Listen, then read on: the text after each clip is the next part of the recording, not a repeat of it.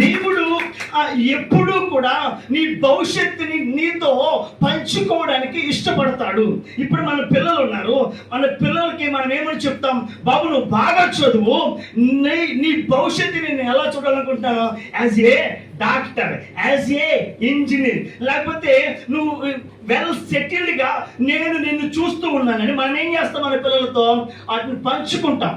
As well as దేవుడు కూడా అదే విధముగా ఏం చేస్తుంటాడంటే మనతో పంచుకోవడానికి చాలా ఇంట్రెస్ట్గా ఉంటాడు మన దేవుడు. హల్లెలూయా. ఈ విషయము చాలా మందికి అర్థం కాదు. మరి ఎవరు దేవుడితో కూర్చుంటారు, ఎవరు ఈ విషయాలు పంచుకుంటారు, ఎవరితో దేవుడు వాళ్ళ భవిష్యత్తుని, వాళ్ళ దర్శనమును, వాళ్ళ ఫ్యూచర్ని పంచుకోవాలని ఆశపడతాడు అనేది ఇక్కడ మనకి ప్రాముఖ్యమైన విషయం. ఈరోజు ఎవరితో దేవుడు భవిష్యత్తుని పంచుకుంటాడు.